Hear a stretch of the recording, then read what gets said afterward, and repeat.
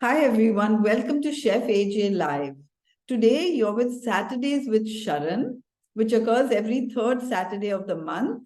I'm Dr. Nandita Shah, the founder of Sharan, and as each time we're going to bring you an episode about different health issues.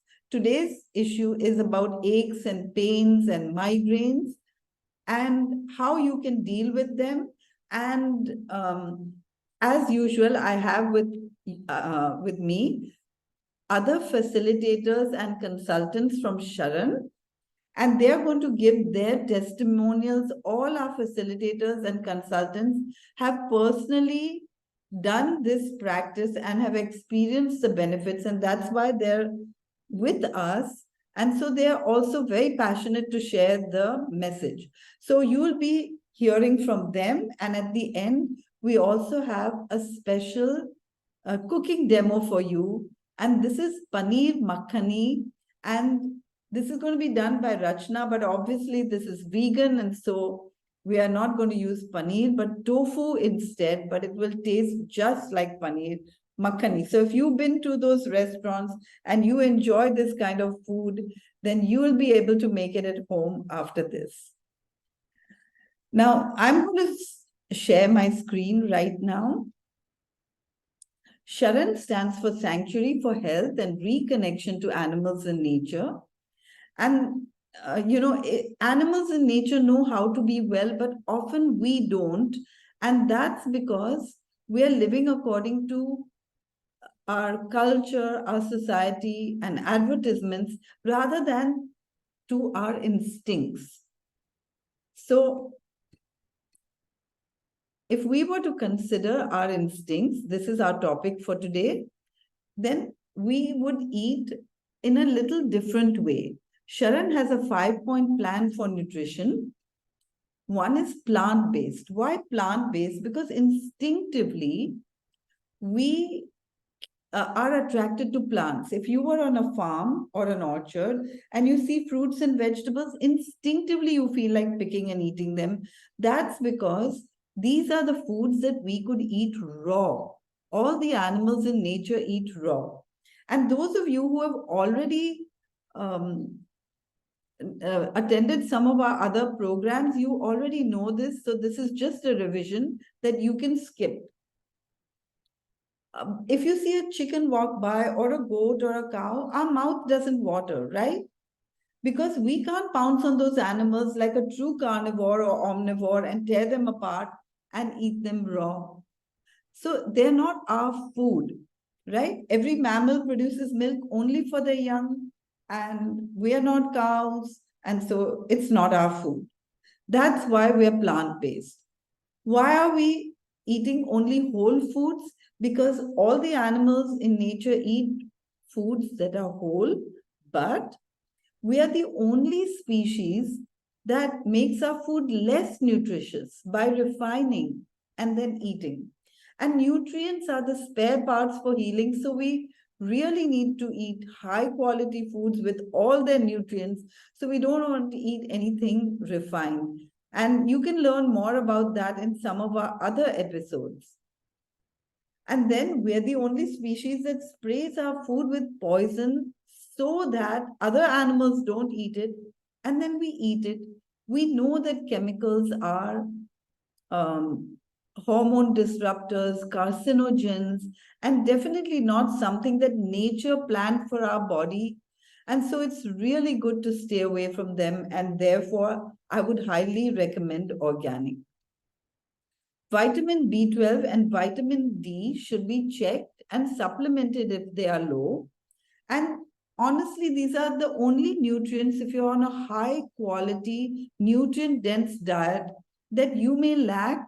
And that's just because of our modern lifestyle.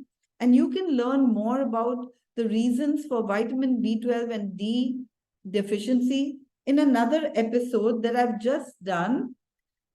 And so you can understand how to supplement these if at all it's required.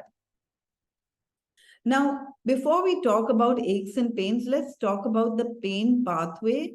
Whenever we are subjected to pain, say we prick our finger with a nail, Then there's a sensory neuron which conveys this message to the brain, and the brain sends back a message through the motor neuron for us to take away our finger. That means our body is always telling us what to do. And pain is something good because pain lets us know that we need to take necessary actions.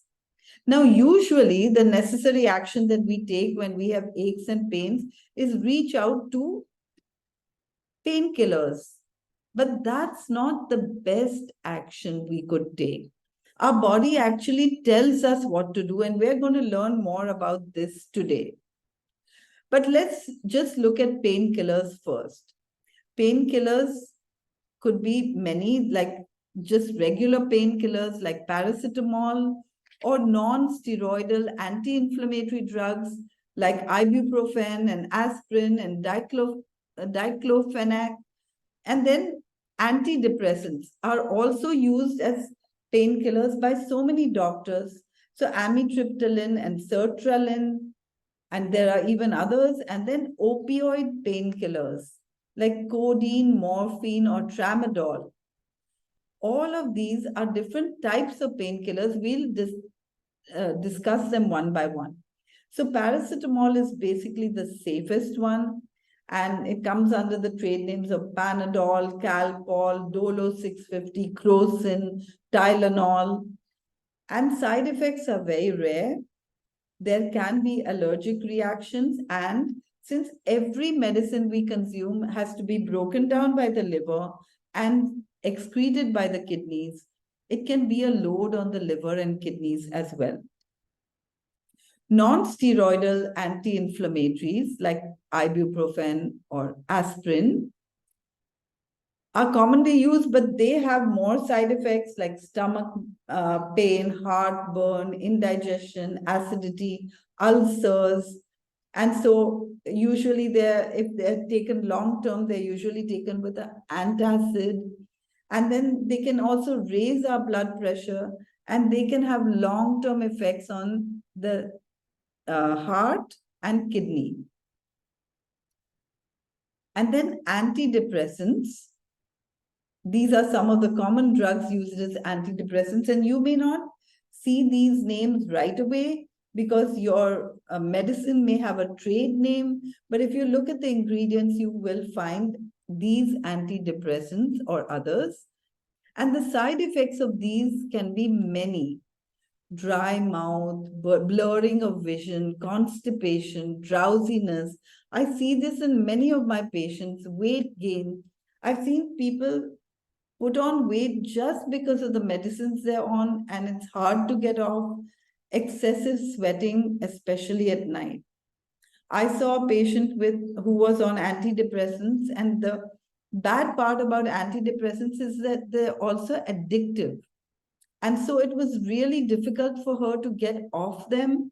And despite all the whole food plant-based diet, which naturally helps people lose weight, she was unable to lose weight just because of the medicines, the antidepressants that she was taking, and couldn't release. And then there are opioid painkillers like tramadol and codeine and morphine, and they have serious side effects, the side effects of opium, which are breathing difficulties or slowness of breathing, sleepiness, constipation, confusion. And the biggest problem is these are very addictive as well, and it's hard to wean them off. So ideally, we shouldn't get into antidepressants and opioid painkillers.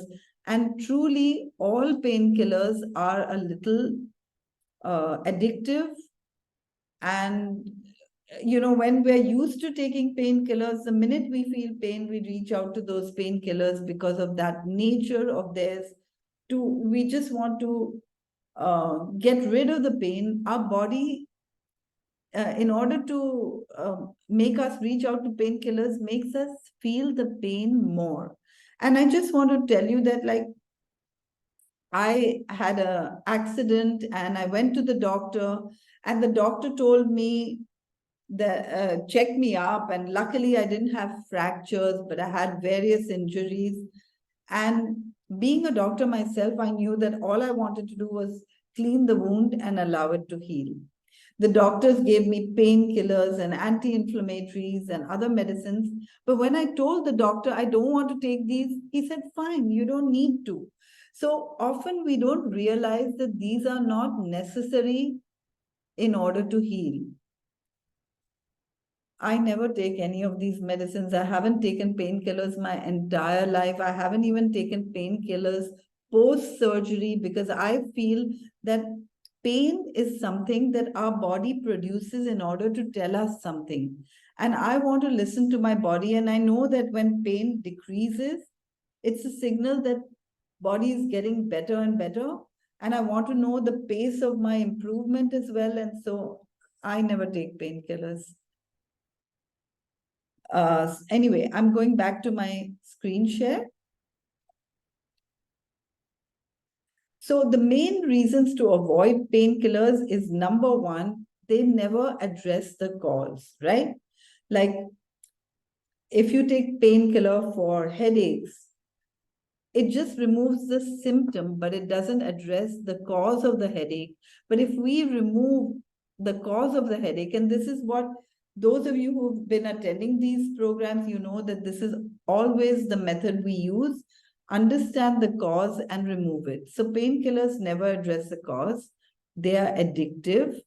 They have their own side effects, as every drug does. And of course, every medicine has to be broken down by the liver and excreted by the kidneys. So it's a load on them as well.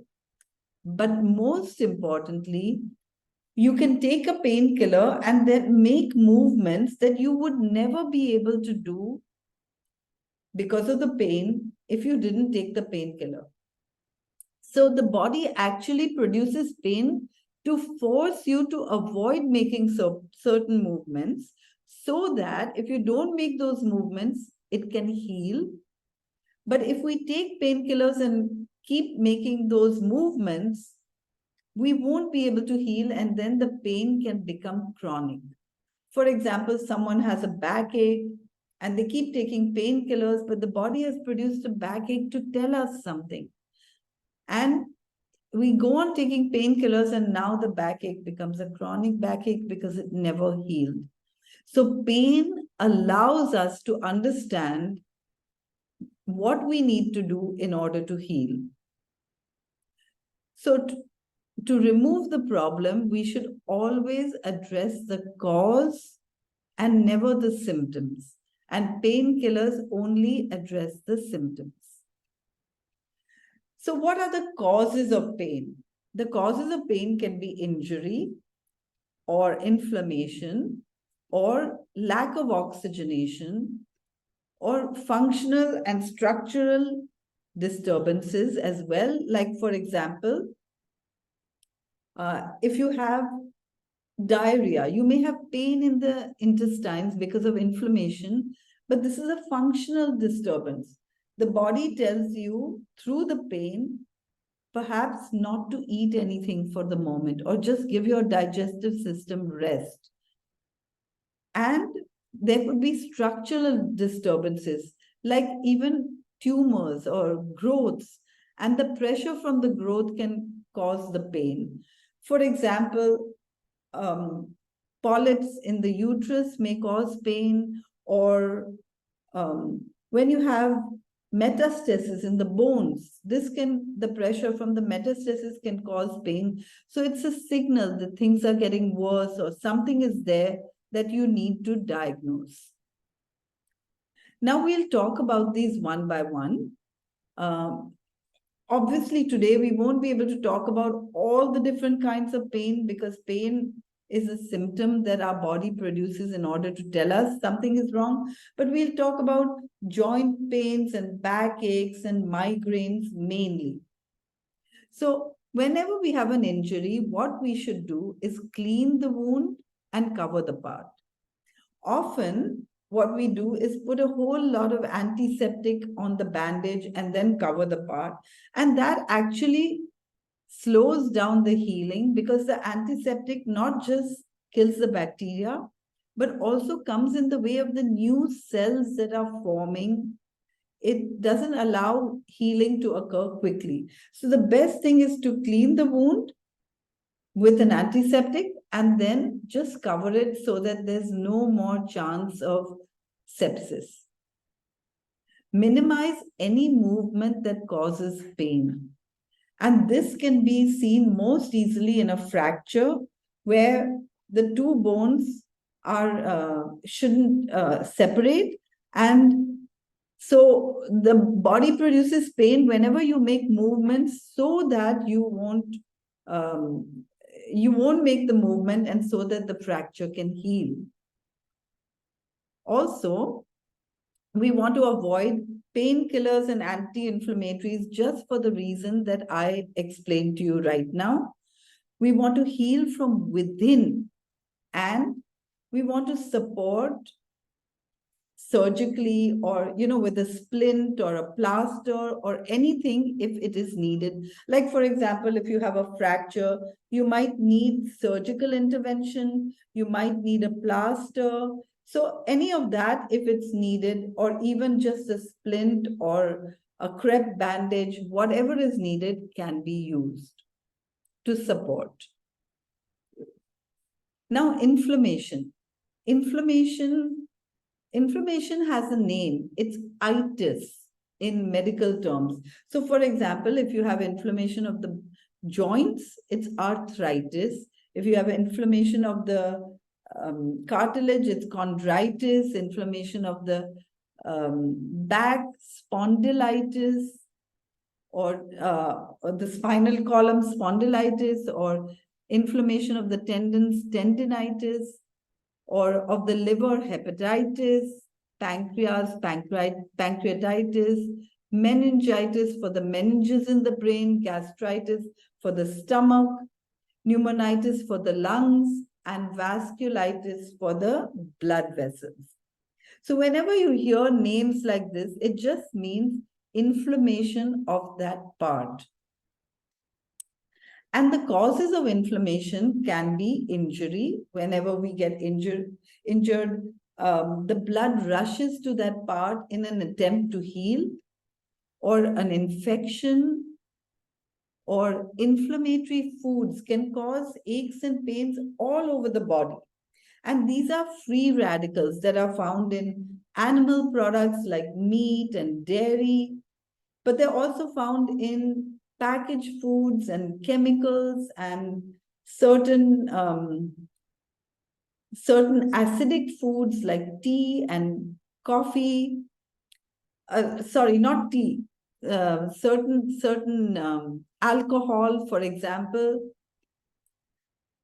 And the opposite of free radicals is antioxidants. And antioxidants are found in all fresh fruits and vegetables. And then chemicals and medicines can cause inflammation as well. Like we talked about the painkillers like aspirin can also cause inflammation in your stomach.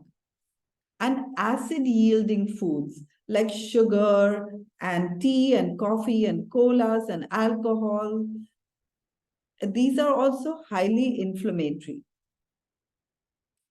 And in autoimmune diseases, we also see inflammation. And the reason I'm talking about autoimmune diseases is because they too can produce inflammation and pain in joints.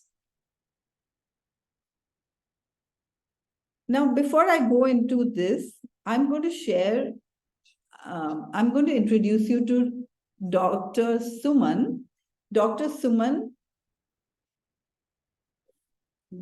Suman is one of our facilitators.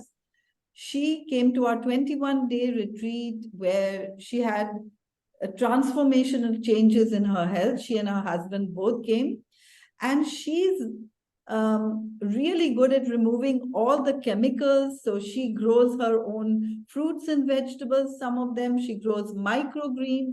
She teaches this as well. She's also our Eco Kaki. She has a whole series on our YouTube channel on how to make probiotics and enzymes to clean your house, or even how to make various things like hair dyes or cosmetics, all chemical free.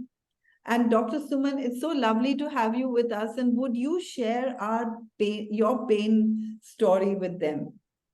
Thank you, doctor. Hello, everyone. So I'm Dr. Suman. Basically, I'm a biotechnologist by profession, and I'm a born vegetarian. So I have only been taking vegetables and fruits and cooked food, but of course, lots of dairy. So I never thought that dairy was also an animal product. When we went to Sharan, then only, we realized that dairy was as good or as bad as beef. So, I had problems all through my life. I had severe cervical spondylitis, so I used to pop ibuprofen. And if the pain persists, maybe, Voveron, and putting gel on my neck. And I used to also have vomitings as a result. And then I had severe problem in, menstrual periods. So I used to have profuse bleeding, which was diagnosed as dysfunctional uterine bleeding. So my uterus and both my ovaries were removed when I was only 35 years of age. So I had no hormonal protection. So I was given alternate hormone therapy. And this caused a lot of problems. It caused calcification in my breasts, in my mammograms. So one problem was leading to another, and it was not taking me anywhere. And my daughter-in-law, who happens to be a student of Dr. Nandita, advised me to, stop dairy. But my conventional upbringing that milk is good for me, for bones and joints, I did not do that. So as a retirement gift, she sent me to Dr. Nandita's 3 weeks retreat in Gokarna. And that's the life transforming experience I had along with my husband. There we were shown so many documentaries and given data that milk is bad for us, and it is also bad for animals, of course, and it is bad for the Mother Earth. So then and there we stopped taking milk products. And it changed my life for good forever. So in the last 6 years, I have reaped so much health benefits. I, in fact, lost about 37 pounds of weight, became two sizes shorter, from XL, extra large to medium. And of course, pains and aches are a history for me. So I'm not taking any painkiller. I don't remember having taken any ibuprofen or Voveron in last 5-6 years. Another thing which I like to share with you is that because of the fact that my ovaries were removed, I developed, severe to profound osteoporosis. So I will share my bone density data with you. When I was only 42, my bone density in spinal region was 0.76 grams per centimeter square. And it reduced further after 5 years to 0.726 gram per centimeter square. And at the age of 61 years, after following Dr. Nandita's 5-point plan, this whole food plant-based lifestyle, my bone density in spinal region improved to 1.019 gram per centimeter square. So I have all these DEXA test reports if anybody would like to see. So instead of reversing with age, with age it is supposed to progress, it is supposed to worsen. In my case, it has improved. So I have reversed my osteoporosis. Even my whole body density has improved from 0.86 gram per centimeter square to 1.013 gram per centimeter square. And this is only after 1 year. Now maybe it has further improved. So I have reason to believe that.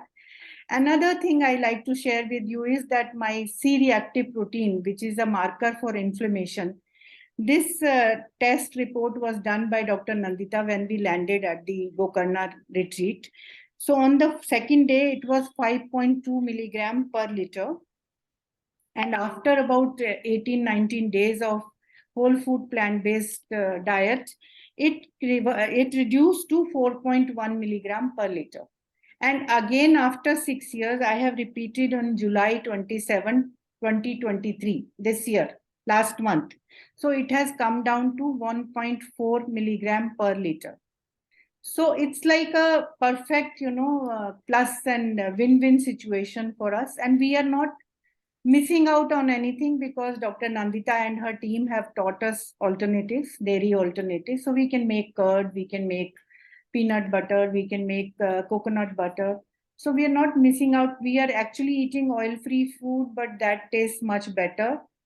And of course, sugars are also gone. Maybe that's the reason, we are much healthier, because all the inflammatory foods from the food, acid yielding foods are gone. So we take much more salad, which was missing in our diet. So I am so happy. I feel so young. In fact, I feel maybe 20 years younger. So I'm now 65 plus, but maybe feel like when I was 45, much lighter and much more healthier, much more energetic.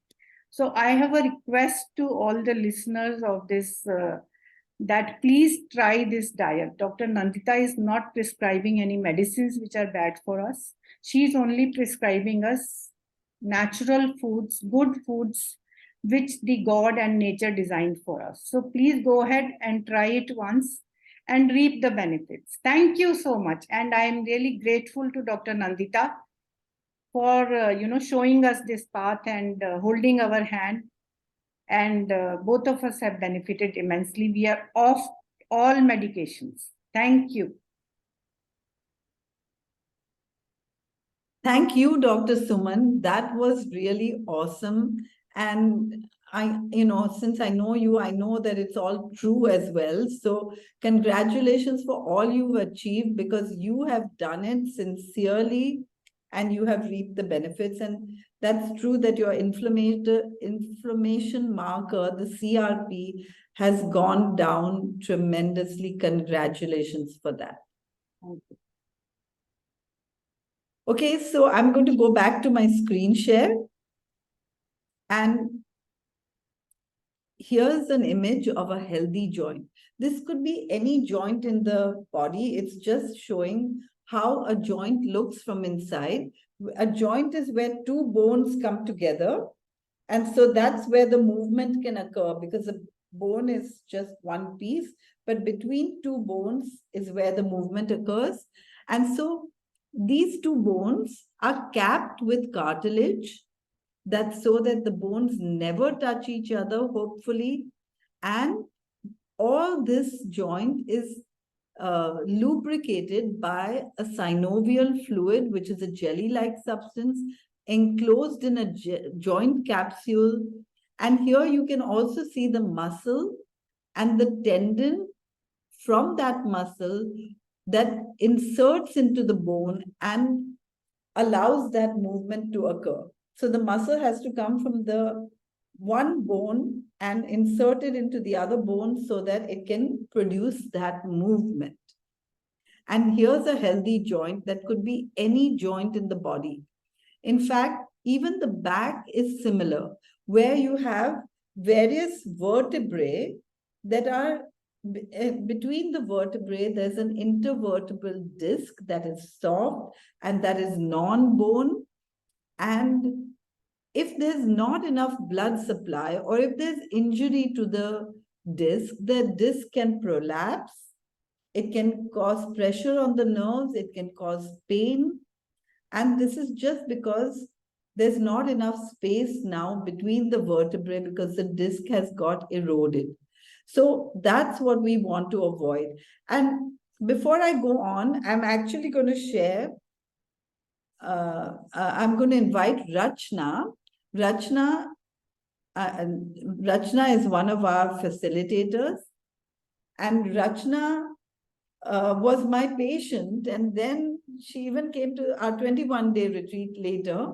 But she started getting better just with the effect of a seminar, right? Rachna, would you like to share your pain story? Yeah, thank you, doctor. And hello, everyone. I am Rachna. And 10 years back in 2013, I had a severe back pain, which was like later found out that I had a slip disc, where the disc between L4 and L5 had come out and it was pinching my nerve. I had a severe back pain, which was radiating all the way down to my leg. And it was very difficult for me to even stand for 5 minutes or even sit for 5 minutes. And in this case, the doctor advised me to go for surgery, but I was not keen on surgery. So I took bed rest. I was on complete bed rest for 3 months. And of course, I was taking medicine for inflammation and pain. So with bed rest, it got better. Like I was able to move around, but there were a lot of restrictions. Like I was asked not to lift any heavy weights or not to bend forward, and even going on long car journey I was asked to avoid that because it would put pressure on my back. And if it's painful, I remember while doing the household work I had to wear a belt. So I was managing all this. Then again, after 3 years in 2016, I again had a relapse. And again, I was on bed rest, complete bed rest for 2 months. And then slowly after bed rest, it improved, like I was able to move around. But there was always a nagging pain in my back. And at night, before sleeping, I always had to apply an ointment for relieving the pain and all.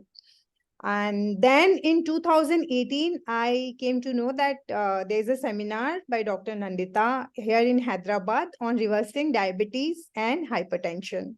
So I was diabetic. I was taking medicine for hypertension and cholesterol.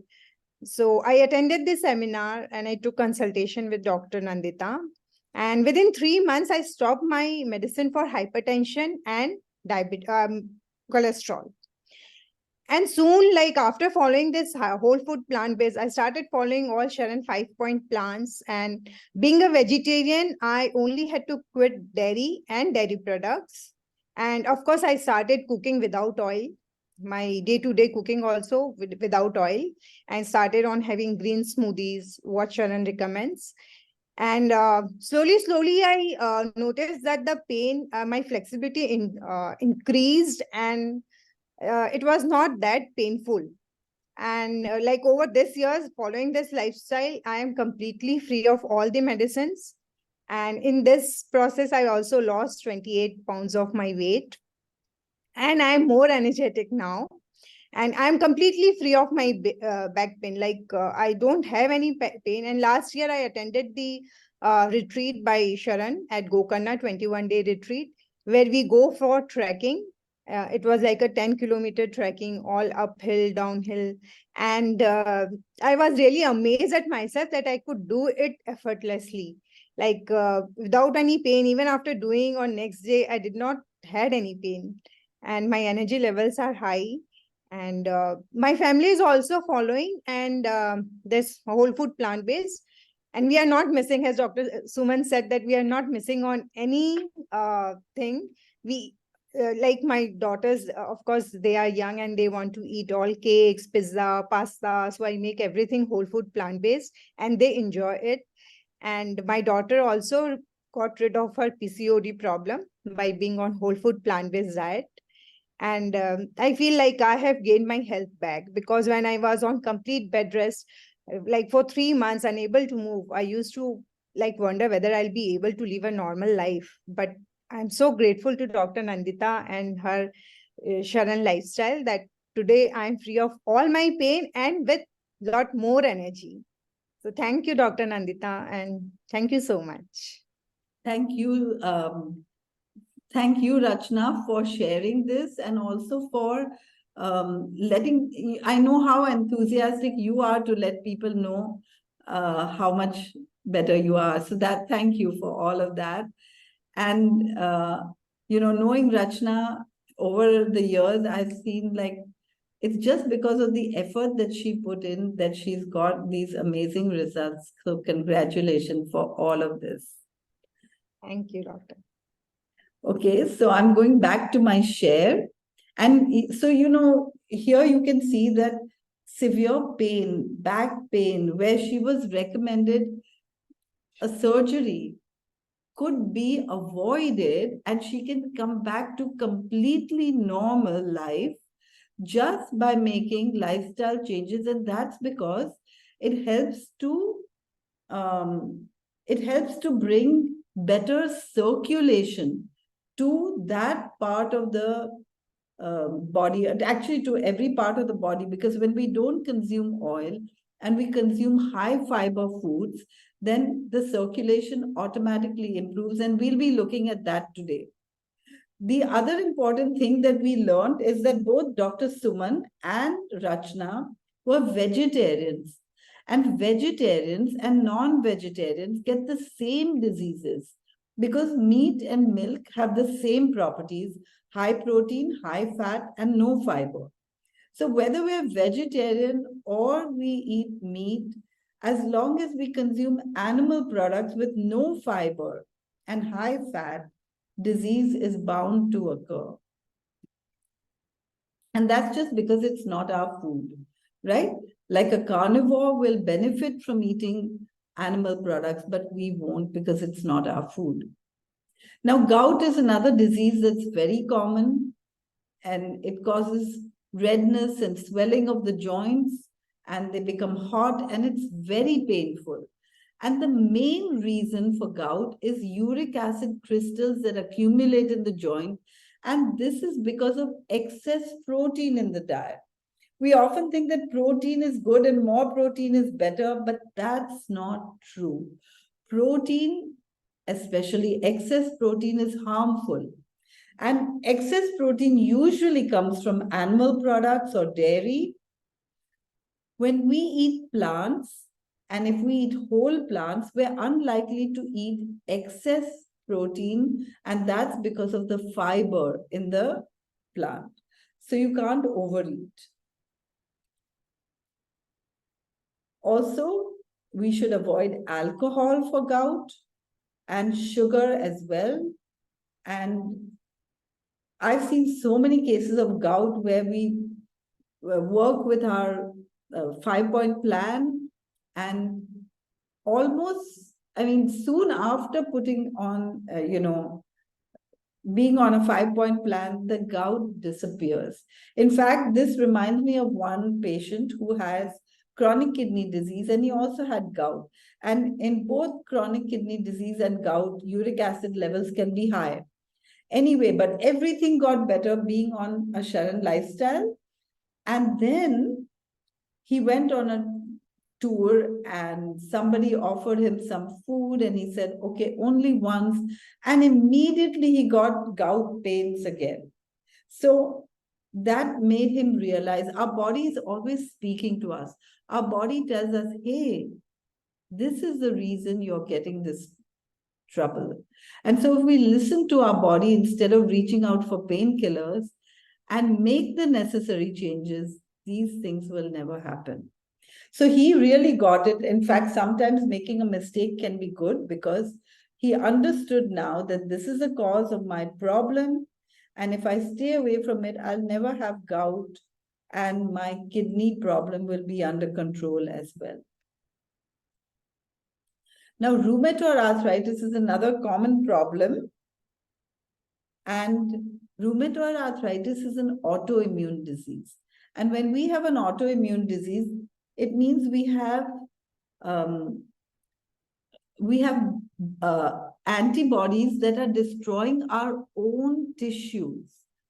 We've done a whole program, Saturdays with Sharon program, on autoimmune disease. And if you like, you can watch that to understand more about autoimmune diseases.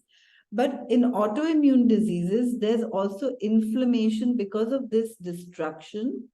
And here you can see in the joint that there's so much destruction, both of the bone as well as the joint capsule.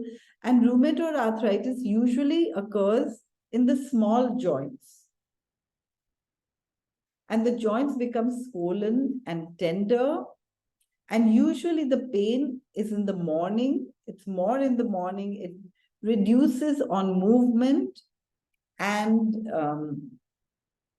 if the swelling and pain is for more than half an hour in the morning, this is one of the criteria for diagnosis of rheumatoid arthritis.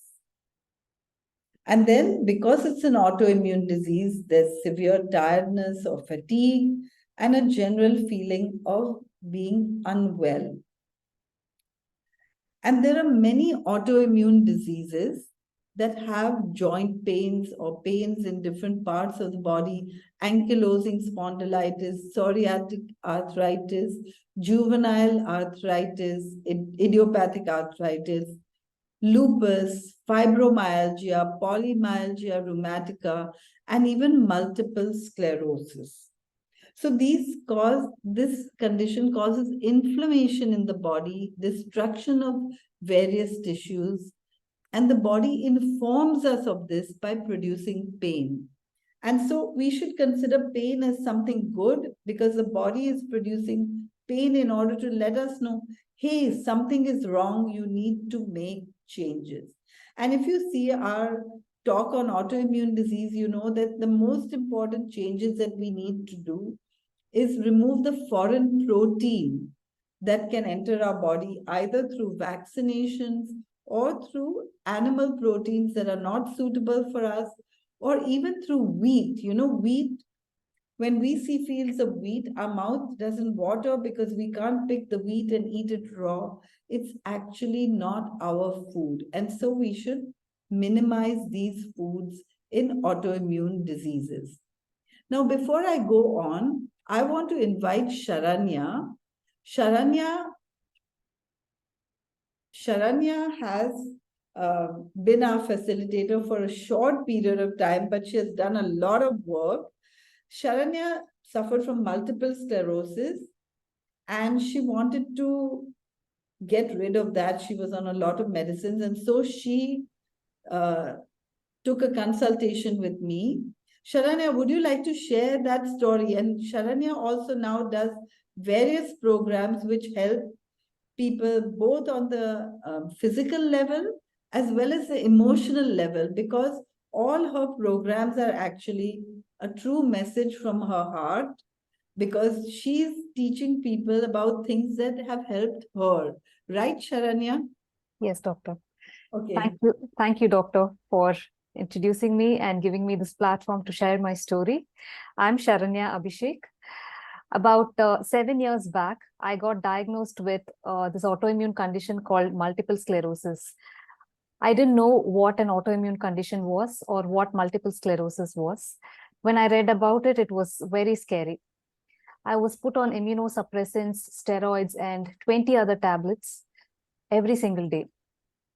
The immunosuppressant, which was 1000 mg, costed me 800 rupees.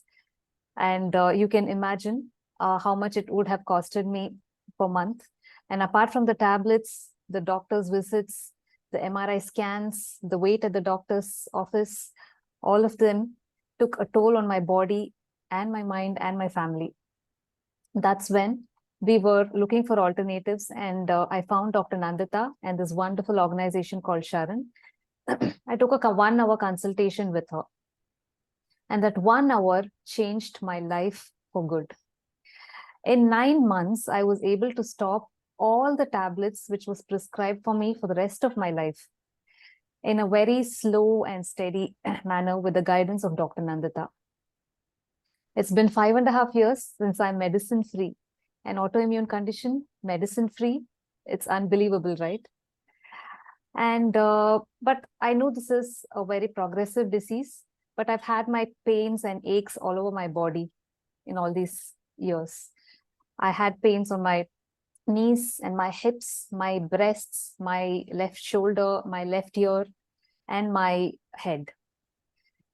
So, I started to focus more on the pains and, try to get rid of them, but, nothing happened very quickly.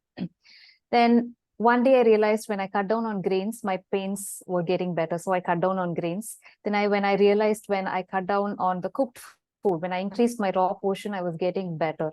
So from 30% raw and 70% cooked, I slowly moved to 70% raw and 30% cooked over a few months. And now in these last 4.5 months, I've been completely on fruits, and I'm a fruitarian.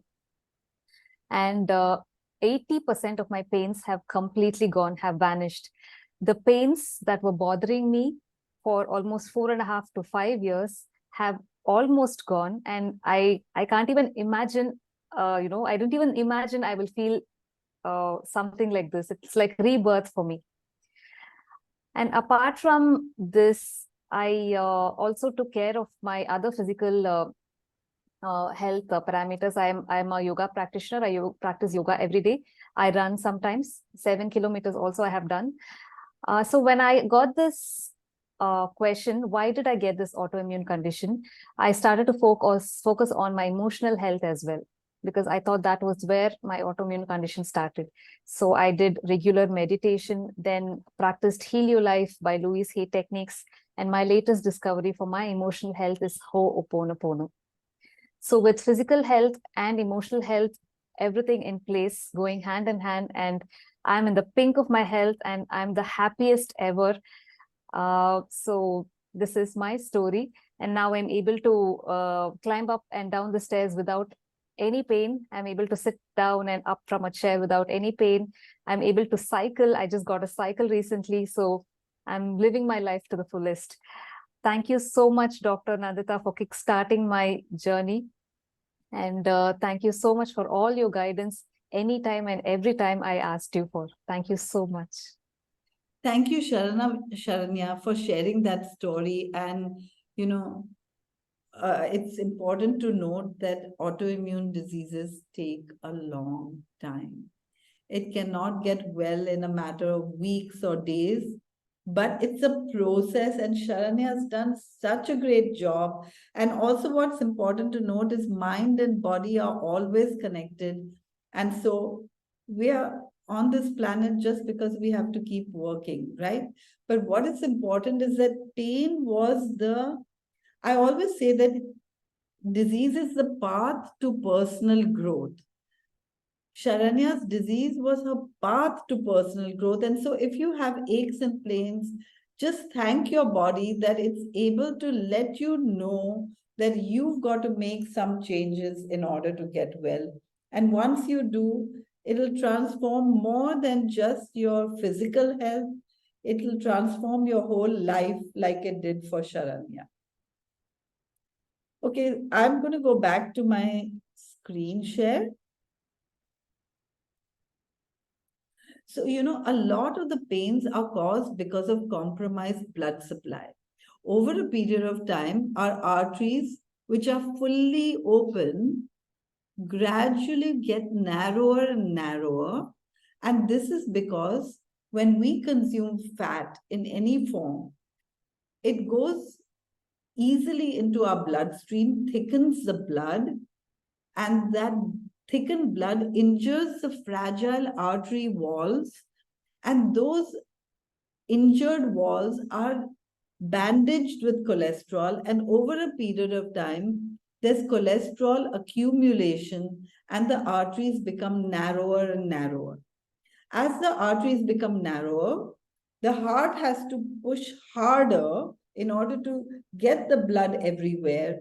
And this means that blood pressure goes up, as well as, if there's not enough circulation to the heart, it can cause angina, which is a kind of pain. Whenever we have less circulation to any part of the body, we get pain. For example, you saw Rachna's story with her spine.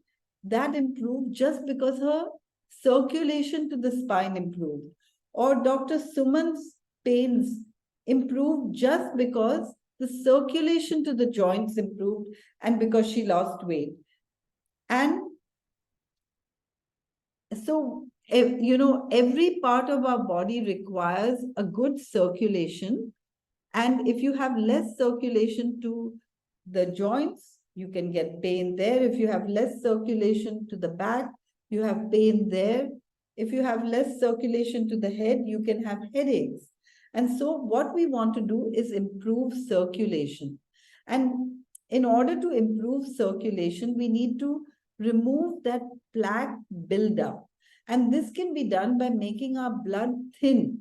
And blood can be made thin by avoiding all fat, oil, ghee, butter, margarine. Everything has to be avoided, as well as all animal products, because all animal products are full of free fat. If you boil fish, you get fat on top. You boil meat, you get fat on top. You boil milk, you get fat on top. But it's interesting that plants also have fat. For example, peanuts or sesame or any nut or seed is full of fat. But if you boil these nuts, you will not get fat floating on the water above. And that's just because the fat is held by fiber. So if we increase the fiber in our diet, then that fiber will be able to hold on to the fat. It will make the blood thinner, and that thinner blood will start dissolving the plaque that has accumulated, and our arteries can actually open out again. And we can assist that with exercise and make sure that there's no vitamin B12 deficiency, because vitamin B12 also comes in the way of opening up the arteries.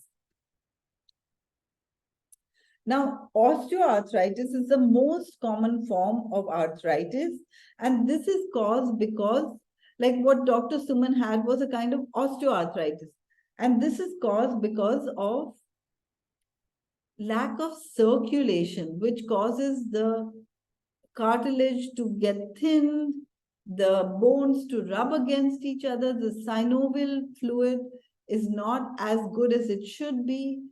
And as the bones rub against each other, there is pain. So what we need to do is improve the circulation to the part by avoiding fat, maintaining a healthy body weight, and doing movements, only those movements which do not cause pain. For example, Rachna took total bed rest when she had severe pain. And of course, at that time, she was also taking painkillers.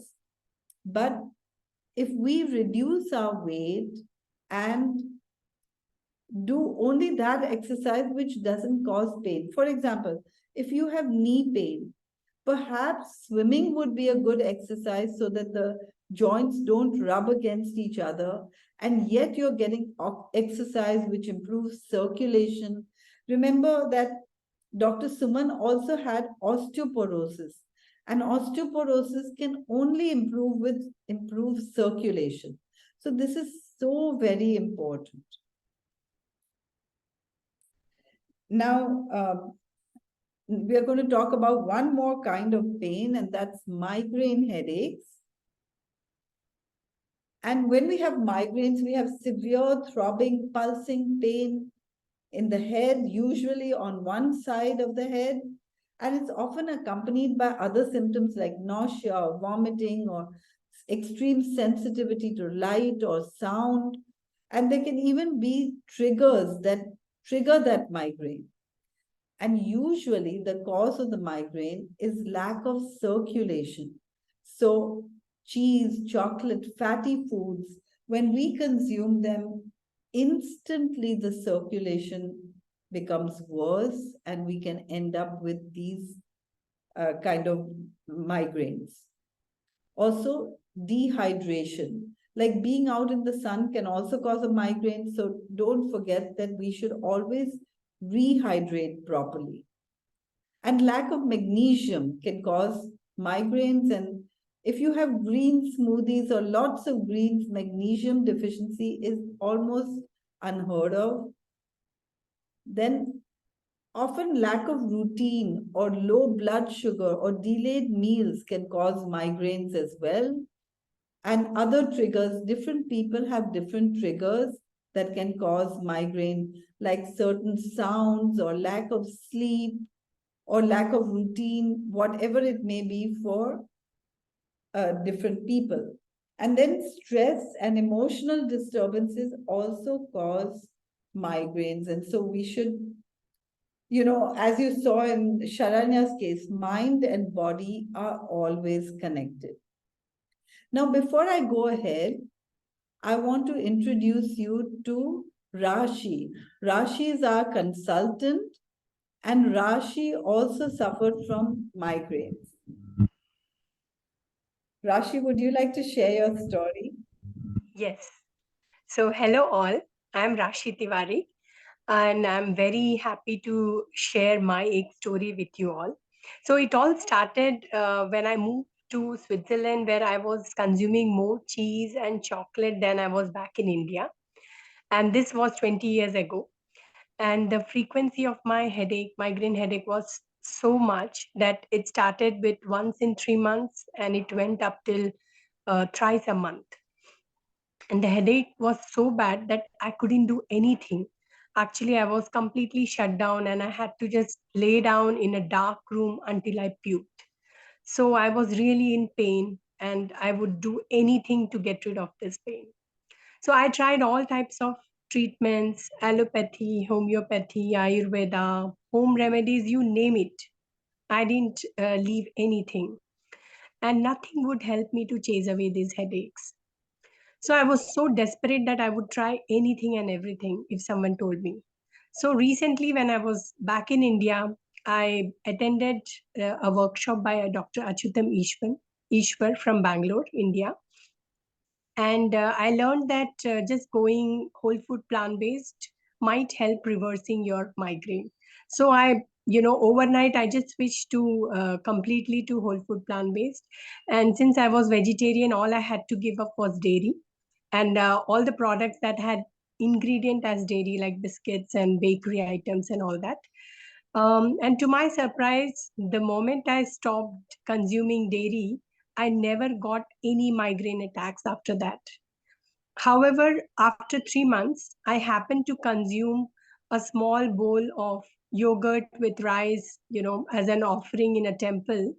And within 1 hour of consumption of that, my migraine hit hardest. So the attack normally used to be between 2 to 10 hours, but this time it was till 72 hours non-stop. And this was like a lesson for me in my life that dairy is absolutely not a food for you. So I have never consumed even a drop of dairy since then, and now all my migraine attacks are a history to me, and I'm so happy that I am living pain free life. Yeah, additionally, I would also say that, the side effect of this diet was I reversed my hypothyroidism, and the state of mind has changed tremendously. I'm not irritated anymore with things that earlier irritated me. I'm much more calmer and peaceful within.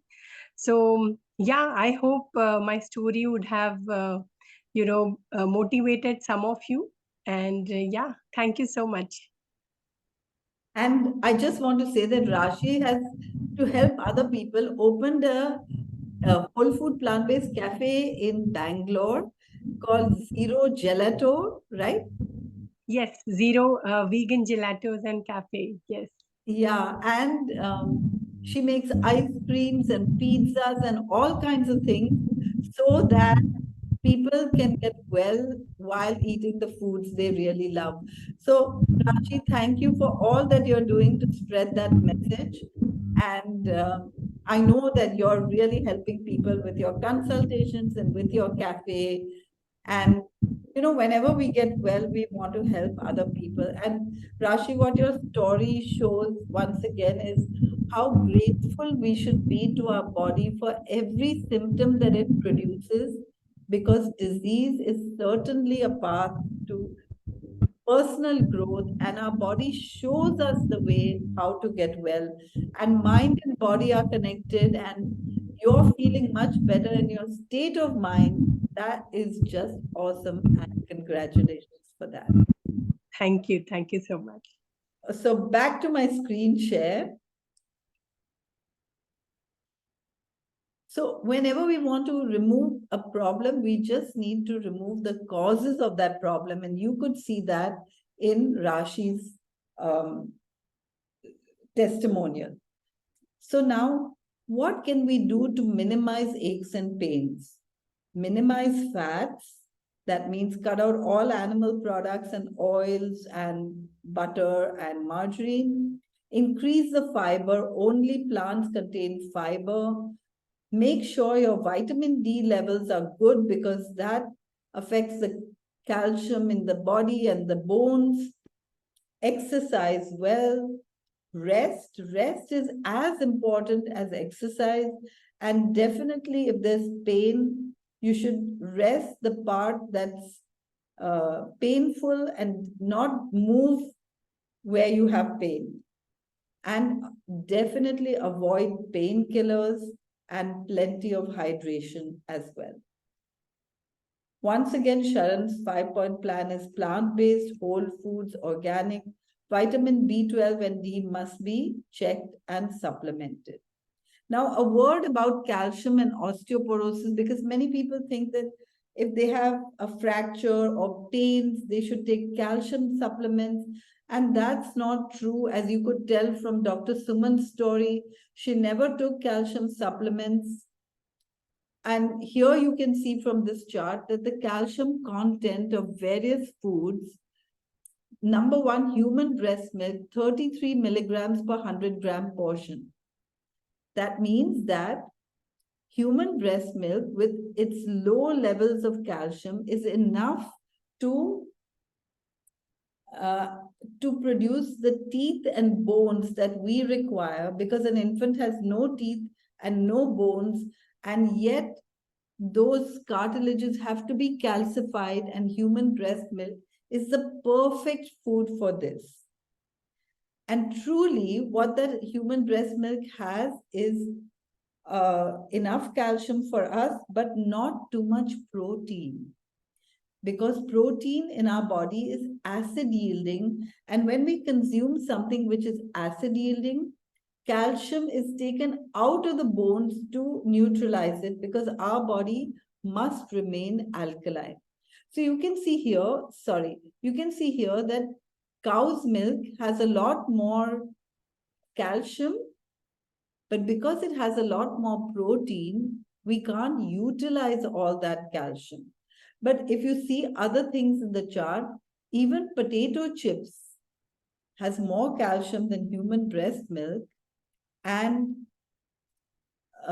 sesame seeds has more calcium than most other foods. And we could just, use tahini a little more liberally if we are worried about our calcium content.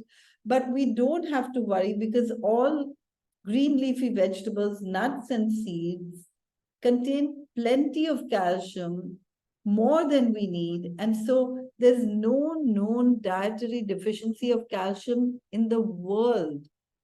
The reason that we have osteoporosis ever is because we are taking calcium out of our body, or we're not utilizing it well because of acid yielding foods, and because vitamin D may not be sufficient. So look into vitamin D and make sure acid yielding foods like tea, coffee, colas, sugar, vinegar, alcohol, and high protein is out of your diet. Now, before I end, no, actually, I'm going to say this later. I'm going to invite Rashi now. I'm going to invite Rachna now, and Rachna is going to do a cooking demo for us. So, Rachna, would you like to share what you're going to show us? Yeah, hello everyone. So I am back with a cooking demo, and I am going to show you how to make Paneer Makhani. Okay. So first I am going to show you the ingredients. And just for the audience, I want to let them know that paneer is a cottage cheese that we use all over the place in India. That's just for people who may not have eaten Indian food. And makhani means butter, butter paneer, And so it's a very a rich and luscious food that we are deprived of if we are plant-based, but no longer, because Rachna is going to show us how to make it without any animal products. Go ahead, Rachna. Yeah, so the ingredients I'm going to use is whole spices, like green cardamom. This is green cardamom I'm using, and half-inch stick of cinnamon stick, and black peppercorns. This is black pepper and cloves. These are cloves and half teaspoon of cumin seeds.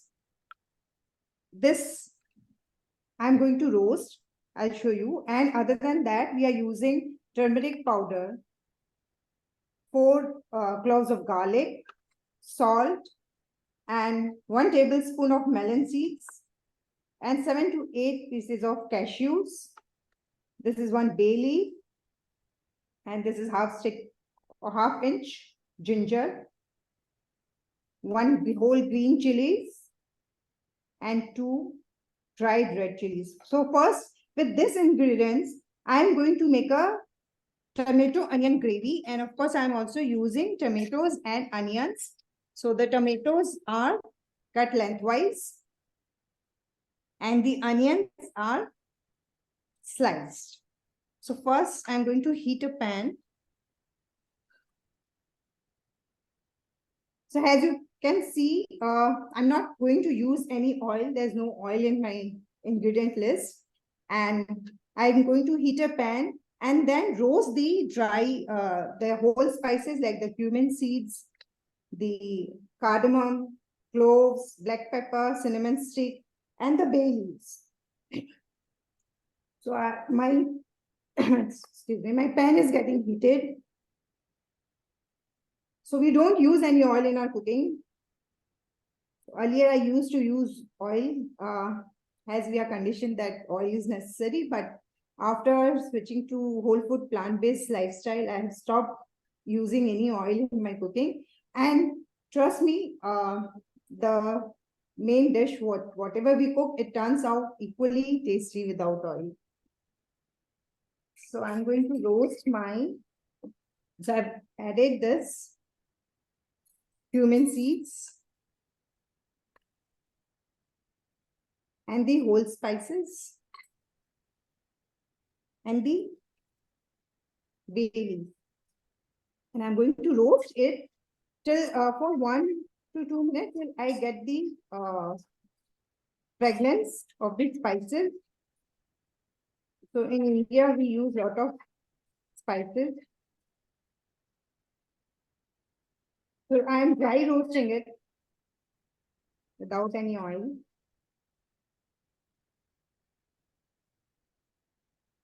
And you will also see that the cumin seeds will change color.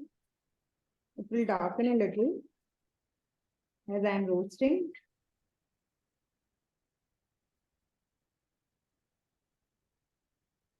I just sim my gas stove.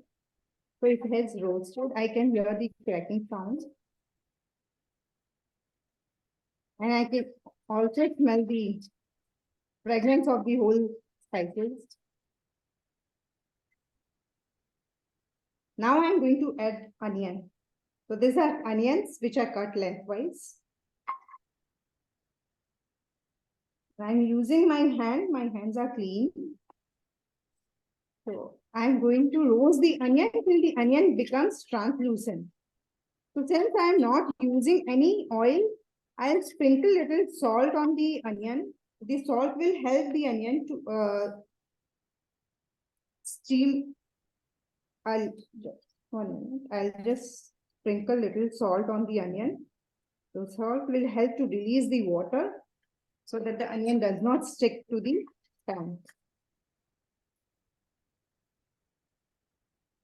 Just for 1-2 minutes till it becomes translucent. And if you feel that it is sticking, you can just sprinkle little water in it.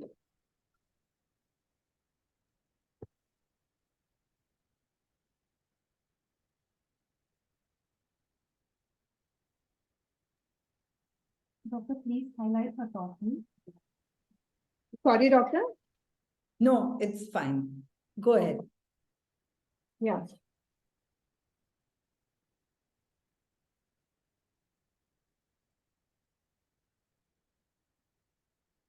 So you can see that it is changing the color, becoming translucent or transparent. Now I am going to add melon seeds and cashews and whole green chili and ginger and garlic and just roast. So it's sticking to the pan. So I'll just add little water.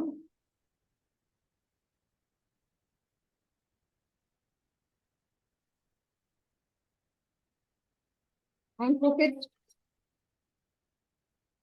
And I'm also adding the whole dried red chilies to it.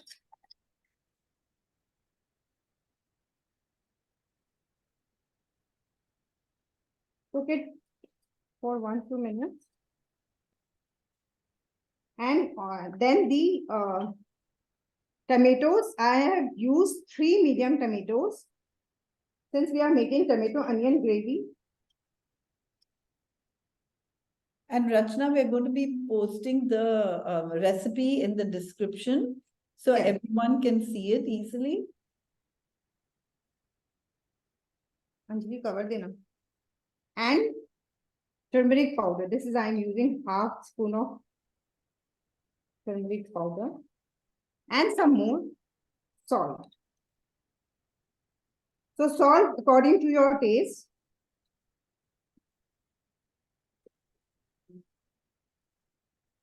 And we'll roast it and let it cook. I'll just cover it and let it cook for 4-5 minutes.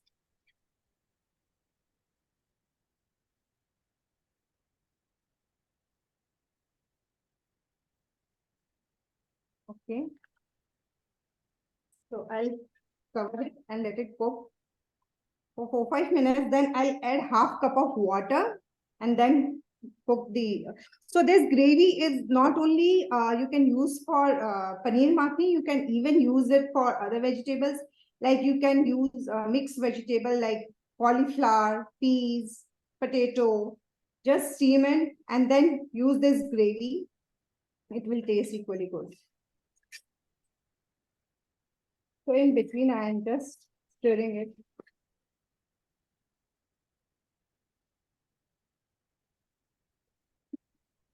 And the salt we use is not normal salt. We always use Himalayan pink salt or rock salt. So because we don't use anything processed, and the salt we get, like the white salt, is a processed salt. So everything whole. And now I'm going to add water.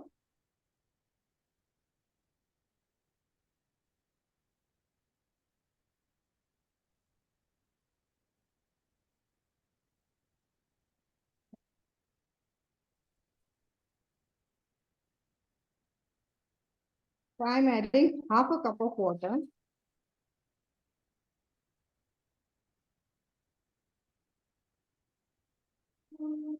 And I've added half cup. I'll add 1/4 cup more.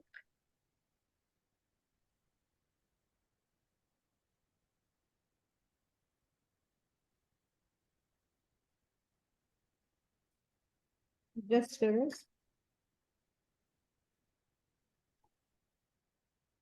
And close it and let it cook for 7 to 8 minutes.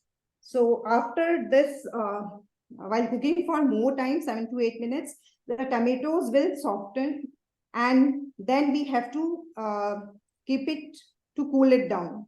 After it is cool, we are going to grind it in a mixer grinder to make a fine smooth paste. So I'll show you, because I just can't do it, the paste, make the paste in this while it's hot. So I've already made the gravy today morning. And so this is cooking. So we are waiting for this tomatoes. These tomatoes will become soft and mushy.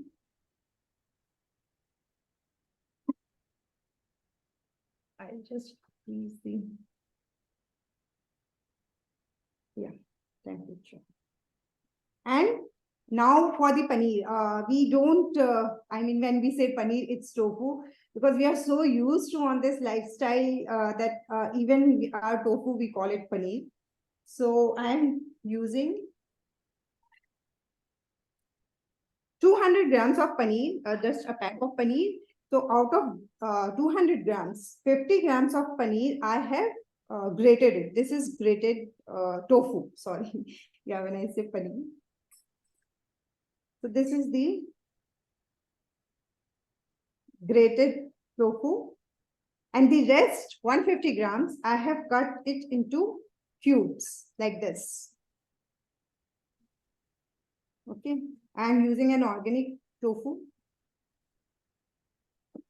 So after the gravy is done, I'll show you how to make the paneer. So I was saying that you can use this gravy for other vegetables. So then instead of the tofu, you can use the vegetables like cauliflower, potato, peas. You can boil it and so this is still cooking.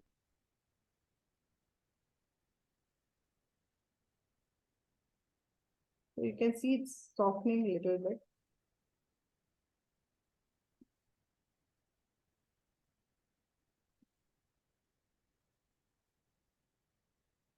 So so I'll proceed forward with the paste. So I told you just you have to wait a little more till it cooks, the tomatoes cook. I'll show you how it looks once it cooks. I'll send it inside the kitchen to cook it. And I'll show you the gravy. Anjali?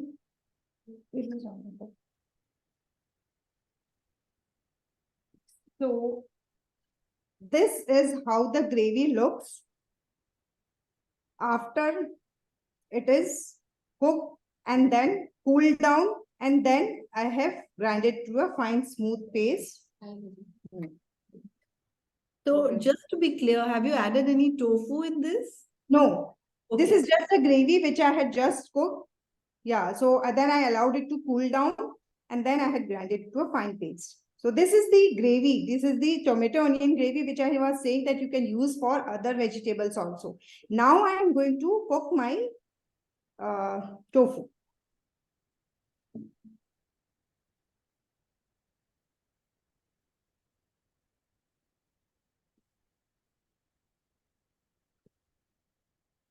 Again, I'm not adding any oil.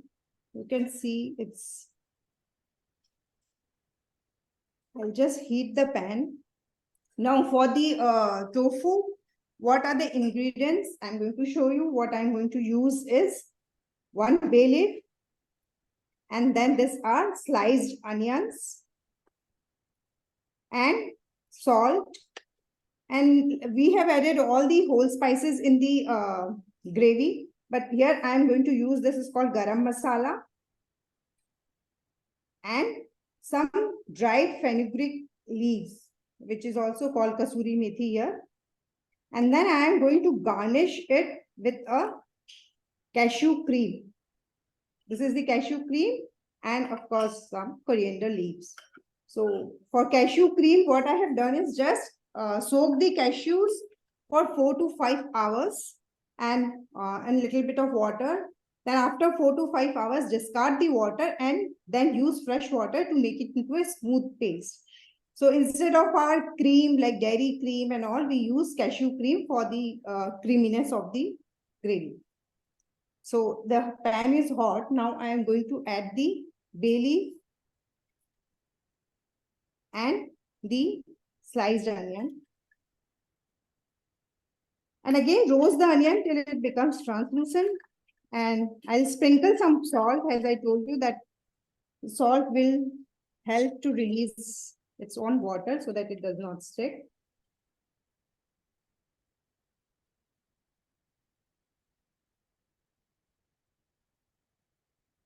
And roast it.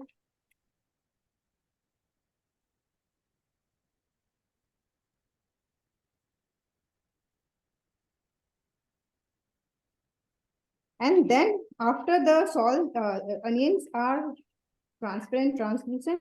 I'm going to use the tomato onion gravy, which I have just made.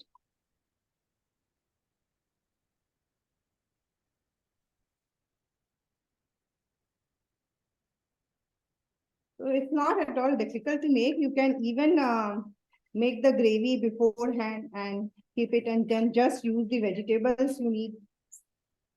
It will stay fresh for 1 day in the fridge.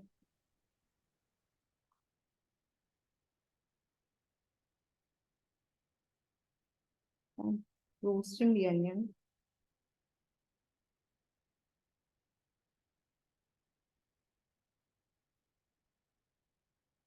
So we have become so used to cooking without oil that I don't have oil in my house only. So we don't use oil, we don't use sugars.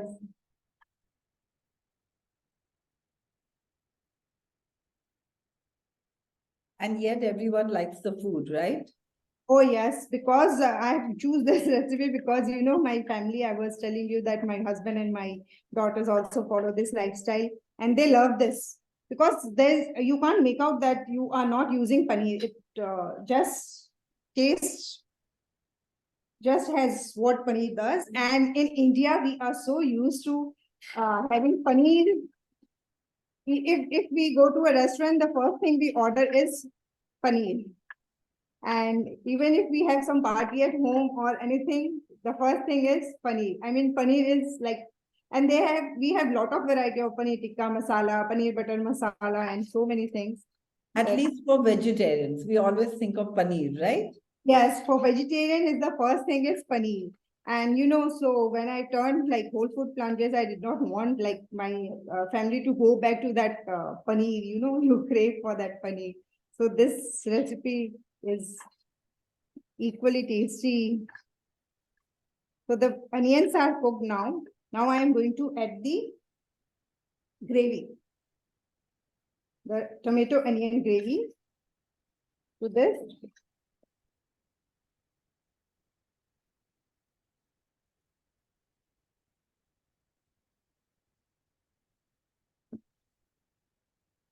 So now I'll add little more water to adjust the consistency. This is little thick. I want it not very thin, but still little water I'll add to cook.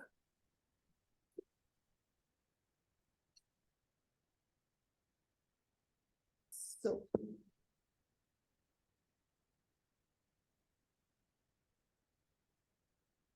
and now I'm going to add my garam masala and salt to this gravy.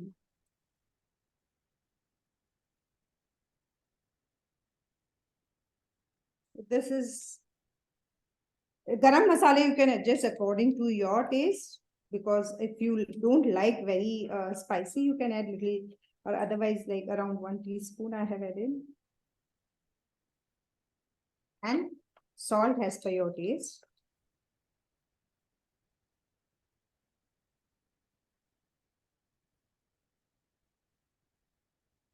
And I will cook it.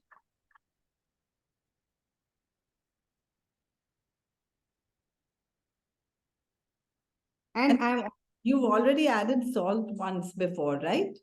just, yeah, I added little salt for the onions to get cooked. And to the gravy before. Yeah, to the gravy before. Now I won't add any salt for the tofu. So for the tofu, I have already added now. And now I am going to put this grated tofu. So this, when we grate the tofu, it helps to bring the creaminess and little water.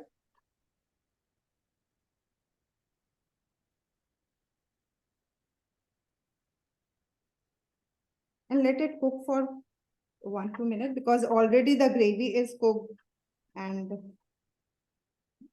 tofu is also cooked because it's made with soya bean. And this is blended well. with the gravy, the grated tofu. So now I'm going to add the cubes. So if you are making, if you're using this gravy for some other vegetables, so at this time, instead of the tofu, you can add the other vegetables. And I'll mix it well.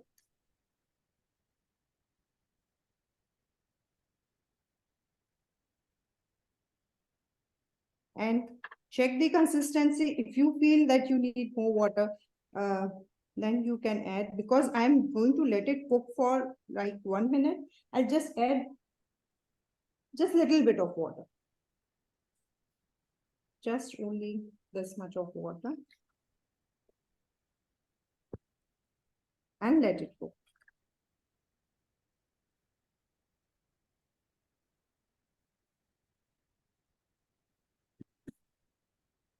So this is almost ready.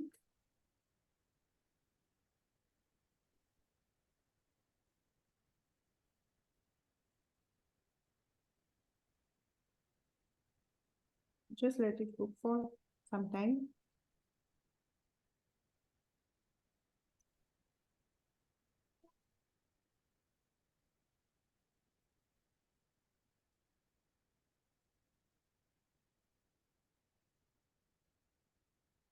And then lastly, I'm going to add this dried fenugreek leaf. So normally how we do it is just take it in your hand, in between your palm, and grind it. I mean, just crush it with your hand. So you can see, yes, crush it with your hand. And you can see that it's boiling, it's cooked. Now I'll switch off my gas. Mix it well.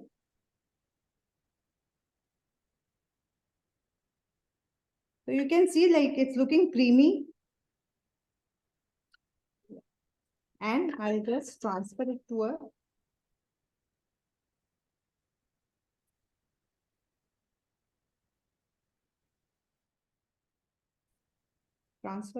bowl. The tofus are also soft.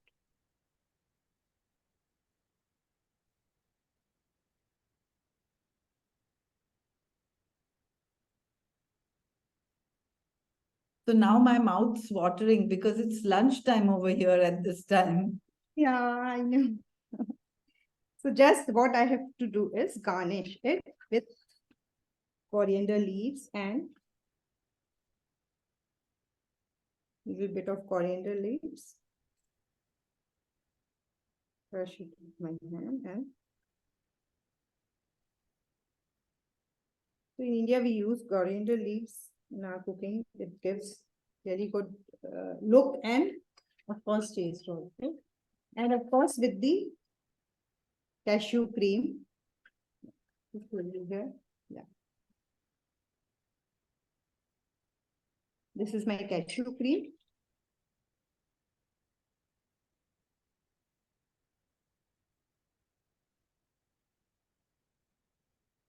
And the cashew. That looks lovely.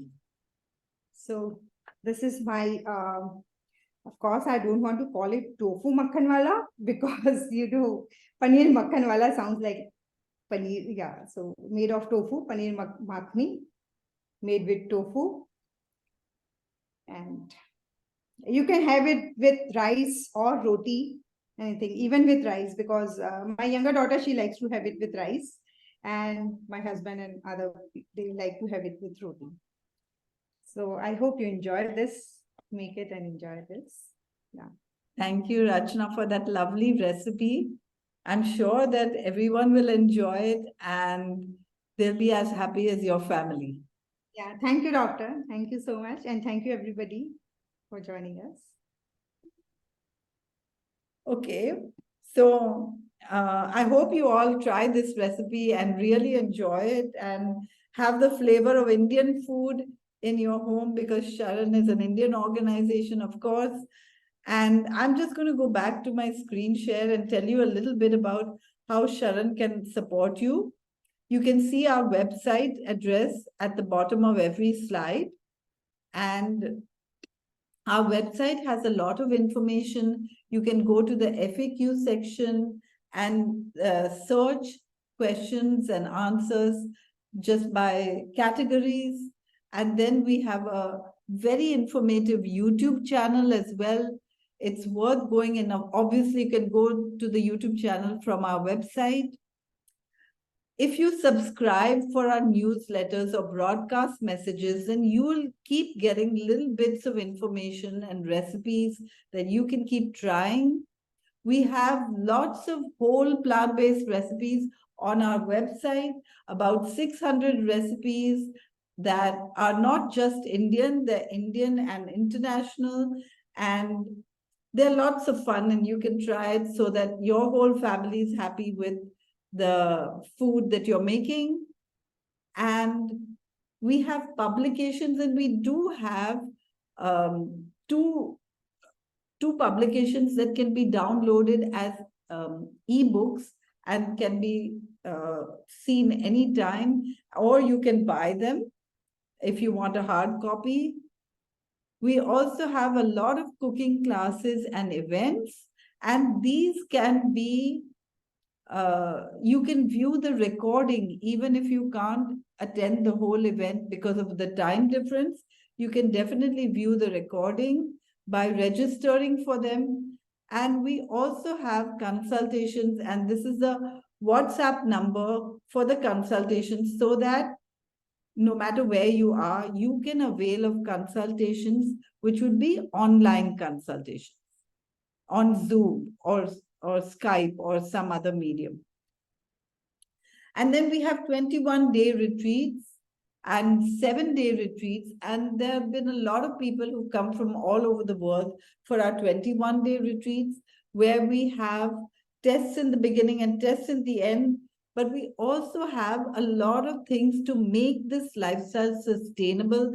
We have cooking classes every day. We have talks every day. We have yoga and meditation and nature walks and so on. Every day we have film shows every day, and you can pick and choose what's good for you so that you can get all the results or many results in just 21 days. So thank you for joining us for all this. And I hope that it's going to help you get rid of aches and pains and also enjoy some delicious Indian food. So wishing you all the best. And once again, I thank Chef AJ. It's such an honor to be here on this show with her and with all of you. And I hope that we'll see each other again in other shows as well. Thank you for that. And thank you for being with us.